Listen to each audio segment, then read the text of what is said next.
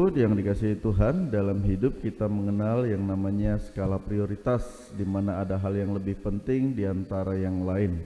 Dan penginjil Markus mengajak kita untuk memprioritaskan hidup bersama Tuhan, atau memberikan prioritas pertama pada rencana Tuhan atas hidup kita.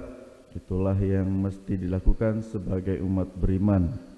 Berkaca dari sejarah bangsa Babel, yang dari kisah yang kita dengar dalam bacaan pertama, nampaknya seolah-olah Allah itu bertindak jahat karena menggagalkan rencana bangsa itu untuk mendirikan kota dan menara. Namun mari kita lihat baik-baik.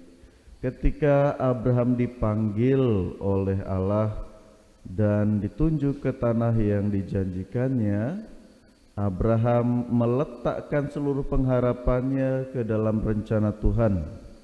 Akan tetapi bangsa Babel mulai bersepakat untuk tidak lagi mengandalkan Tuhan. Dari mana kita tahu? Dari bacaan pertama kita bisa membaca ketika orang-orang bermufakat, marilah kita membuat batu bata dan membakarnya dengan baik sebagai bahan bangunan, dan juga mendirikan kota dengan menara yang puncaknya sampai ke langit. Menara yang puncaknya sampai ke langit menggambarkan kesombongan bangsa Babel. Kenapa demikian?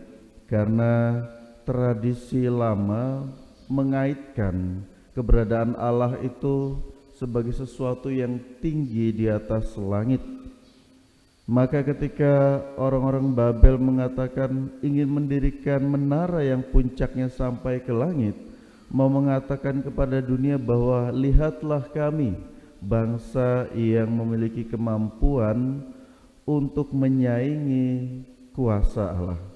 Inilah yang membuat Allah murka dan kemudian mencerai-beraikan mereka. Maka apa yang dapat kita petik dari pengalaman bangsa Babel adalah dalam hidup sebagai umat beriman, kita mesti sadar bahwa di hadapan Tuhan kita bukanlah siapa-siapa. Meskipun di dunia ini kita memiliki materi dan pangkat, di hadapan Tuhan tak ada gunanya. Maka yang terpenting itu apa? Yang terpenting adalah kesetiaan kita dalam mengikuti kehendak Tuhan. Akan tetapi apakah itu selalu mungkin?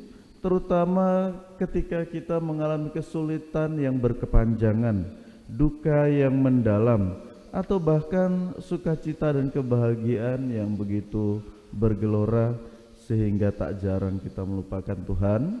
Maka mari kita sebagai umat beriman yang setia dalam merayakan Ekaristi Kudus, kita berdoa supaya kita senantiasa didekatkan dengan Tuhan, dan juga barangkali keluarga, sahabat, kenalan yang perlahan melupakan atau bahkan meninggalkan Tuhan, untuk bisa kembali menemukan jalan agar mereka senantiasa dalam genggaman tangan Tuhan.